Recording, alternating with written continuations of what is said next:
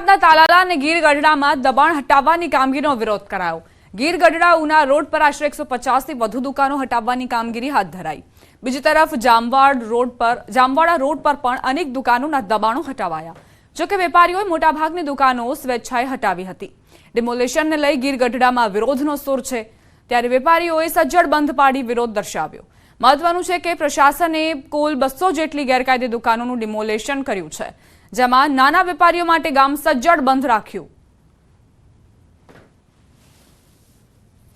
મૌખિક સૂચના આપી અને એટલી હદે એને ટોર્ચર કરવામાં આવ્યા કે તેઓએ બીજા દિવસથી 20 મીટર ઉતારી લીધા બાદ પોતાની દુકાનો સ્વૈચ્છિક રીતે હટાવવાનું શરૂ કર્યું।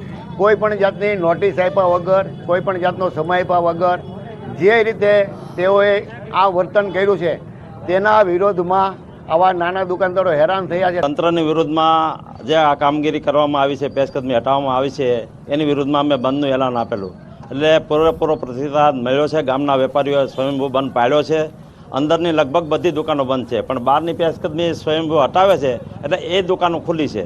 બાકી ગામની અંદર સ્વયંભૂ બધાએ બંધ પાડી અને આ નાના લોકોનું જે નુકસાન થયું છે એના સમર્થનમાં ગામે સંપૂર્ણપણે બંધ પાડ્યું છે। ગીર સોમનાથ જિલ્લા કલેક્ટરની સૂચનાથી છેલ્લા 3 દિવસથી ગીર સોમનાથના ગીર ગઢડા ખાતે જે ગેરકાયદેસર દબાણો હતા તેમને હટાવવામાં આવી રહ્યા છે અને આ દબાણોમાં 200 થી વધુ દુકાનો છે તેમને હટાવવામાં આવી હતી। પરંતુ આ દુકાનો હટાવતાની સાથે જ ગીર ગઢડા જે ચેમ્બર ઓફ કોમર્સ છે અને જે વેપારીઓ છે તેમાં રોજ જોવા મળી રહ્યા છે અને તેમને કારણે આજે Gir Gadhada chamber of commerce દ્વારા બંધનું એલાન આપવામાં આવ્યું હતું અને આ બંધના એલાનને પૂર્ણ પ્રતિસાદ મેળવો હોય તે પ્રકારના દ્રશ્યો છે તે જોવા મળી રહ્યા છે। કારણ કે વહેલી સવારથી જ આ ગીર ગઢડા છે તે સંપૂર્ણ શહેર બંધ છે। જો કે બહાર સાઈડ કેટલીક દુકાનો છે તે એકલ દોકલ ખુલ્લી જોવા મળી રહી છે, પરંતુ શહેરની અંદરની જે દુકાનો છે તે તમામ દુકાનો હાલ બંધ જોવા મળી રહી છે। જે પ્રમાણે આજે જોઈ શકાય છે કે વહેલી સવારથી જ દુકાનોના શટર છે તેમના પર મોટા મોટા તાળા લગાવવામાં આવ્યા છે। જોકે અહીંના વેપારીઓનું કહેવું છે કે તંત્રએ જે કામગીરી કરી છે તેમની સામે તેઓનો કોઈ પણ પ્રકારનો વાંધો નથી, પરંતુ જે ગીર ગઢડા શહેરનું જે મુખ્ય બસ સ્ટેશન છે ત્યાં સુધી જવા માટેનો જે રસ્તો હોય છે તે રસ્તામાં પણ ક્યાંક ને ક્યાંક દબાણો હોવાનું અહીંના સ્થાનિકો કહી રહ્યા છે અને આ દબાણો પણ હટાવવા જોઈએ, જેથી કરીને આ રસ્તો છે તે ખુલ્લો થાય અને જે પ્રમાણે દબાણો તંત્ર દ્વારા હટાવાયા હતા તેમાં કોઈ પણ પ્રકારની નોટિસો ન પાઠવતા આખરે આજે ગીર ગઢડા વેપારી એસોસિએશન દ્વારા બંધ છે તે પાળવામાં આવ્યું છે। દિનેશ સોલંકી, ન્યૂઝ 18 ગુજરાતી, ગીર સોમનાથ। નગરના ગ્રામ્ય વિસ્તારોમાં પાણીજન્ય રોગચાળો ફાટી નીકળ્યા બાદ તંત્ર હરકતમાં આવ્યું। કલેક્ટર અને જિલ્લા વિકાસ અધિકારી દ્વારા દરેક ગામોમાં પાણીનું સુપર ક્લોરિનેશન કરવા માટે સૂચના અપાઈ, તેમજ ગામના પાણી સ્ત્રોતમાં ચેકિંગ હાથ ધરાયું। ચેકિંગ દરમિયાન પાણીના 282 સેમ્પલ લેવાયા, જેમાંથી 44 જેટલા સેમ્પલ ફેલ થયા હોવાનું સામે આવ્યું, જેને લઈ જિલ્લા વિકાસ અધિકારીએ આ ગામોને નોટિસ ફટકારીને પાણીનું સુપર ક્લોરિનેશન કરીને જ પુરવઠો પૂરો પાડવા માટે તાકીદ કરી। હાલ વરસાદની સિઝન છે, ત્યારે ફરી રોગચાળો ન ફેલાય તે માટે ક્લોરિનેશન સહિત પાણીના લાઇનના રિપેરિંગ અને સાફ સફાઈ સહિતની સૂચનાઓ આપી દેવામાં આવી છે। આગામી દિવસોની અંદર વર્ષા ઋતુને લઈને દરેક ગામોને અમે એલર્ટ કર્યા છે, જેની અંદર પાણીના સ્ત્રોત જે છે એનું 100% ક્લોરિનેશન થાય। જે પાઇપો લીકેજ છે એ લીકેજ પાઇપોની દુરસ્તી થાય। જ્યાં પાઇપ બદલવાની જરૂરિયાત હોય ત્યાં પાઇપ બદલવાનું કીધું છે। ધોરાજીનું નામ પડે એટલે સમસ્યાઓની હારમાળા ઉડીને આંખે વળગે। રસ્તાથી લઈને પાણી, લાઇટની વર્ષો જૂની સમસ્યાનો નિવેડો આજ દિન સુધી નથી આવ્યો, ત્યારે ધોરાજીમાં ફરી દૂષિત પાણીની ફરિયાદ ઉઠી છે। આ વખતે વોર્ડ નંબર 4માં જેતપુર મુસાફરી બંગલો વિસ્તારમાં પાલિકાનું પીવાનું ગંદુ કાળા રંગનું પાણી આવવાથી સ્થાનિકોમાં રોષ છે। આશરે 150 ઘરના રહીશો આ ગંદા પાણીથી હાલાકીનો સામનો કરી રહ્યા છે। સ્થાનિકોનું કહેવું છે કે પીવાના પાણીમાં ગટરનું પાણી ભળીને આવે છે, તેમાં પણ સમયસર પાણી પણ નથી આવતું। અનેક રજૂઆત બાદ પણ સ્થિતિ જેમની તેમ છે।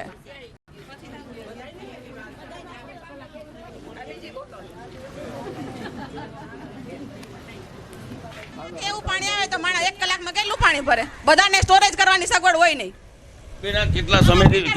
કેટલા સમયથી પાણી આવે છે? 1 વર્ષથી આ પાણી આવે છે ને 5મે દિવસે પાણી આવે, ક્યારેક 9મે દિવસે પાણી આવે। આમાં માણસ પબ્લિક શું કરે? પાણી મંગાવવું પડે બહારથી, બીજું તો શું કરીએ? અને મહેમાન આવે તો મહેમાન તો નાતાય નથી, આવા પાણીમાં કેમ નાવાનું? અમે બહાર જઈને નહીં લેવું તો શું કરવાનું? આમાં મહિલાઓ વિસ્તારના ધારાસભ્ય મહેન્દ્ર પાડલિયા સામે રોષે ભરાઈ અને કહ્યું કે જ્યારે મત લેવાના હતા ત્યારે તમામ ઘરે ઘરે આવ્યા બાદ કોઈ દેખાયું નથી. સ્થાનિકોએ ચીફ ઓફિસર પાલિકાના ધારાસભ્ય મહેન્દ્ર પાડલિયા હાય હાયના નારા લગાવીને વિરોધ નોંધાવ્યો. પેલા 1 કલાક દોરું પાણી ગટરનું આવે છે, જે અમે હાથે નથી જાતા કલાક સુધી, અને 3 કલાક આવે અમારે મજૂરીએ જતા હોય, ટાઈમ વગરનું પાણી આવે અને સ્ટોરેજ નથી. 7 દિવસ પાણી ક્યાં નાખું? પાણી બગાડો માં કરે છે તો પાણી ટાઈમે એને 20 ની ફોર્સથી આપો ને. હવે પ્રશાસન ઘોર નિંદ્રામાંથી જાગે અને આ દરરોજની સમસ્યાનો ઉકેલ લાવે તે જરૂરી બની ગયું છે.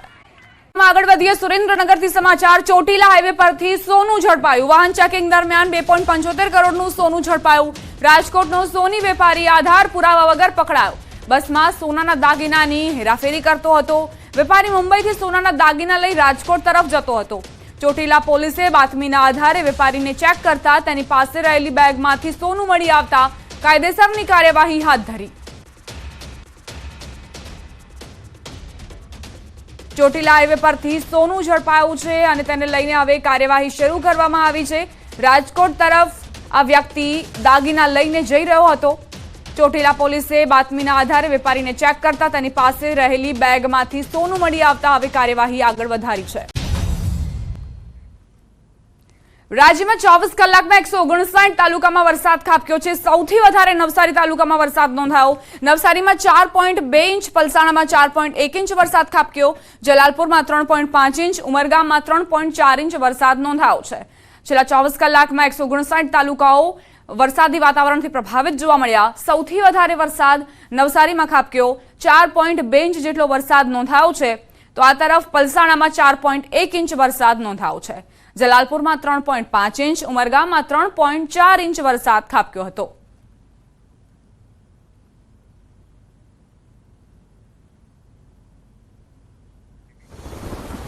રાજ્યમાં હજુ 3 દિવસ ભારે વરસાદની આગાહી. આજે ભારેથી અતિભારે વરસાદ ખાબકી શકે. પોરબંદર, જૂનાગઢમાં ભારેથી અતિભારે વરસાદ પડી શકે. દ્વારકા, ગીર સોમનાથમાં ભારેથી અતિભારે વરસાદની આગાહી છે. આણંદ, સુરત, ડાંગ, નવસારીમાં ભારે વરસાદ ખાબકી શકે. રાજકોટ, જામનગર, અમરેલી, ભાવનગર અને મોરબી, કચ્છ પણ પ્રભાવિત થવાની સંભાવના. તો હજુ 3 દિવસ ભારે વરસાદ વરસી શકે છે. જુલાઈમાં વધુ તીવ્રતા સાથે વરસાદ ખાબકશે. કયા કયા જિલ્લાઓ પ્રભાવિત જોવા મળશે તેની વાત કરીએ તો અતિ ભારેથી ભારેની જે આગાહી છે તે દીવ અને જૂનાગઢ માટે છે. દ્વારકા, પોરબંદરમાં પણ અતિભારે વરસાદની આગાહી કરવામાં આવી છે. તો ભારે વરસાદ ભાવનગર, મોરબી અને કચ્છમાં જોવા મળશે. જૂનાગઢ અને ગીર સોમનાથમાં, પોરબંદર, જૂનાગઢમાં અતિ ભારે વરસાદની આગાહી હવામાન વિભાગે કરી છે. તો આણંદ, સુરત, ડાંગ, નવસારીમાં પણ ભારે વરસાદ વરસી શકે.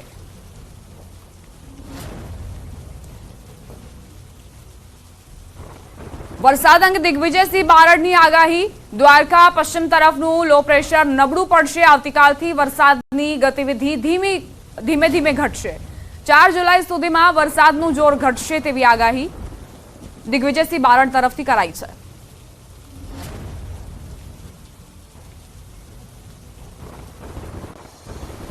અત્યારે દ્વારકાથી વેસ્ટ ડાયરેક્શનમાં એક લો પ્રેશર એરિયા છે તે 29 તારીખની સાંજ સુધીમાં નબળું થઈ જશે અને વરસાદના પ્રમાણમાં નોંધપાત્ર ઘટાડો જોવા મળવાનો છે.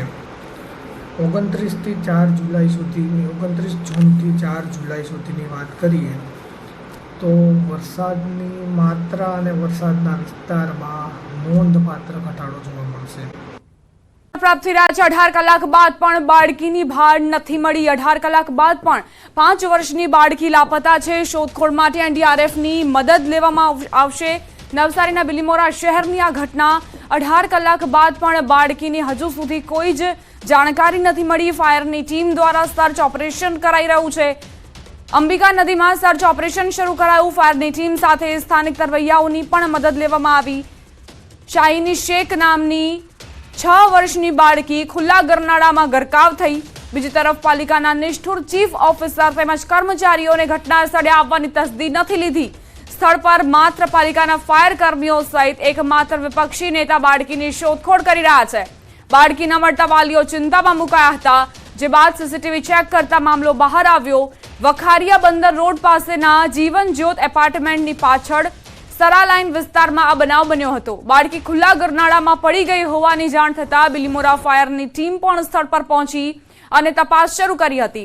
ચોમાસા પહેલા વરસાદી નાળા ખુલ્લા રાખતા પાલિકાની બેદરકારી સામે સ્થાનિકોમાં ભારે રોષ ફેલાયો છે। તો ન્યૂઝ 18 ગુજરાતીના સવાલ કે આખરે ચોમાસામાં ખુલ્લા મોતના ખાડા અને જવાબદાર કોણ? આ રીતે ખાડા ખુલ્લા હોવાના કારણે જે બાળકો તેનો ભોગ બને છે, ખુલ્લા ગરનાળા, આખરે કોણ જવાબદાર? કોણ જવાબદારી લેશે? કયા અધિકારીઓ જે છે તે જવાબદારી લેવા માટે આગળ આવશે? પ્રી મોન્સૂન કામગીરીમાં ખુલ્લા ખાડા નથી આવતા। જ્યારે પ્રી મોન્સૂન કામગીરી કરવાની હોય છે ત્યારે મોટા મોટા દાવાઓ થતા હોય છે કે અમે આ કામ કરી લીધું છે, અમે આ કામ પતાવી લીધું છે, પરંતુ હકીકત અને વાસ્તવિકતા એ કે પ્રી મોન્સૂન કામગીરી સારી રીતે ન થવાના કારણે જ આ પ્રકારની સમસ્યાઓ અને આ પ્રકારે નાગરિકોને ભોગ બનવું પડતું હોય છે। 6 વર્ષની આ બાળકી જે ગરનાળામાં ગરકાવ થઈ છે, હજુ સુધી તેનો પતો નથી મળ્યો।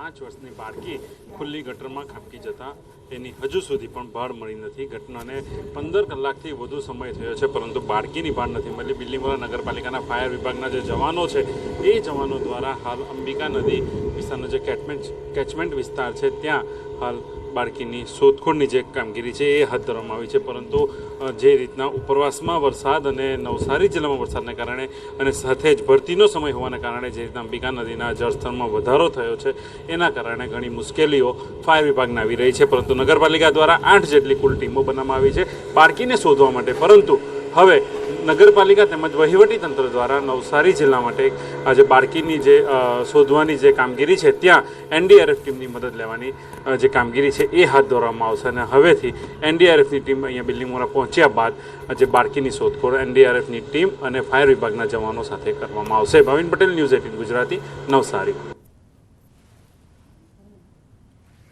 તો એનડીઆરએફની ટીમની પણ મદદ લેવામાં આવશે। એનડીઆરએફની ટીમને જાણકારી આપવામાં આવી છે, થોડા સમયમાં ટીમ આવી પહોંચશે અને તેની પણ મદદથી બાળકીને શોધવાની તજવીજ હાથ ધરવામાં આવશે।